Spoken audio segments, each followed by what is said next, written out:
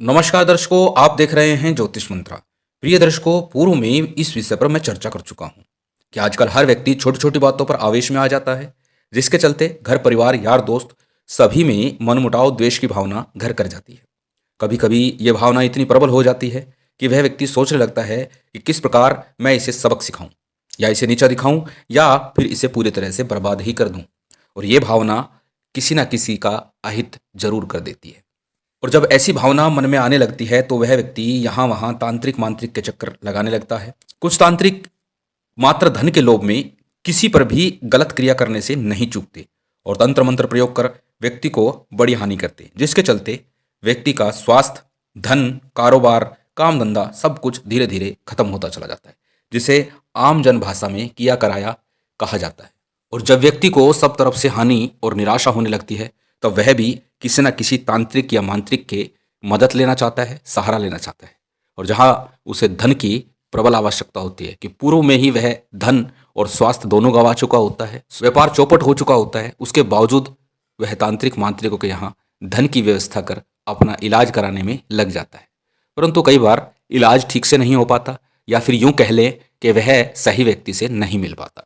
और जब वह कहीं से भी राहत महसूस नहीं करता, परेशान हो जाता है, तो ऐसे में वह घोर निराशावादी होकर कुछ अनुचित कदम भी उठाने का प्रयास करता है। यहाँ तक कि कई बार अपने जीवन का मूल्य देकर वह इस परेशानी से पीछा छुड़ाने का प्रयास करता है। परंतु जीवन देना परेशानी से पीछा छुड़ाने का कोई हल नहीं है, ये मैं कई बार बता चुका हूँ। परेशानियों का सामना करना चाहिए। श्रीमद् भागवत गीता में भगवान श्री कृष्ण कहते हैं कि व्यक्ति कर्म के द्वारा भाग्य को पलट सकता है, कर्म के द्वारा अपने भाग्य से लड़ सकता है, और भाग्यवान वही है जो कर्म करता है। कर्म शुभ दिशा में हो, शुभ कार्य के लिए हो, वही कर्म श्रेष्ठ है।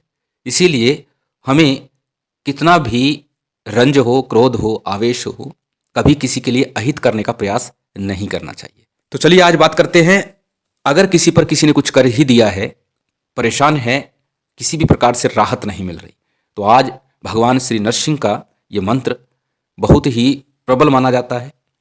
अनेकों बार हमने भी परीक्षित किया है, हमारे बहुत से जो अन्य साथी हैं उन्होंने भी परीक्षित किया है, और इसका फल बहुत ही शुभ प्राप्त हुआ है। तो इस मंत्र की चर्चा करते हैं और जानते हैं इसके प्रयोग की विधि को। प्रथम तो ये बता दूं, ये स्वयं सिद्ध मंत्र है, साबर मंत्र है, इसलिए 1100 बार इसे सिद्ध एक बार अवश्य कर लेना। 1100 बार जप करके, 1100 बार का मतलब है 11 माला जप करके सिद्ध करना है एक ही बैठक में। ये ध्यान रखिएगा, एक ही बैठक में आपको 11 माला का जप करना है, किसी शुभ योग में, किसी शुभ मुहूर्त में। शुभ योग सिद्धि चक्र के बारे में मैंने एक वीडियो डाल दी है, आप उसे देखिए। मात्र 5-10 सेकंड के अंदर आप समझ जाएंगे कि आज का दिन साधना सिद्धि के लिए शुभ है या नहीं है। और ये जो सिद्धि योग चक्र मैंने डाला है वो पूर्णतः प्रमाणिक है, शास्त्रोक्त है। चलिए अब बात करते हैं आज के मंत्र की और उसके प्रयोग विधि की। पहले मंत्र की चर्चा करते हैं, मंत्र को जान लेते हैं। मंत्र आपकी स्क्रीन पर है, हमेशा की तरह है। आप इसका स्क्रीनशॉट ले सकते हैं पॉज करके, या फिर इसे किसी कॉपी पर नोट कर सकते हैं, किसी नोटबुक में नोट कर सकते हैं। मंत्र मैं बोल करके एक बार बता देता हूँ। मंत्र ध्यान से देखिएगा और सुनिएगा। ओम नमो आदेश गुरु का, अपर कोश बिगड़ कोश, प्रहलाद राग पाताल राग, पाँव दे बीज जंगा देवे कालिका, मस्तक राखे महादेव, जो कोई इस पिंड प्राण को छेदे छेदे, देव देवता भूत प्रेत डाकनी शाकनी कंठमाल तिजारी, एक पहर दो पहर सांझ सवेरे को किए कराए को सुहा पड़े, इसकी रक्षा नरसिंह जी करे। बहुत ही सरल भाषा में साबर मंत्र होते हैं और ये भी कोई बड़ा मुश्किल नहीं है। प्रथम इसे याद कीजिएगा अच्छे से, और उसके पश्चात इसका जप 11 माला का कर लीजिएगा। तत्पश्चात इसका प्रयोग करना है। अब प्रयोग विधि को जान लेते हैं। क्या प्रयोग विधि है? जब भी आप इसका प्रयोग करें तो पीड़ित व्यक्ति को इसे 7 बार कम से कम झाड़ा करना है, परंतु मैं कहूँगा कि आप कम से कम 21 बार इससे झाड़ा करें, क्योंकि अधिकस्य अधिकम फलम, अधिक करेंगे तो अधिक फल मिलेगा, जल्दी राहत मिलेगी जितना ज़्यादा कर देंगे। तो 21 बार इस मंत्र से झाड़ा करें।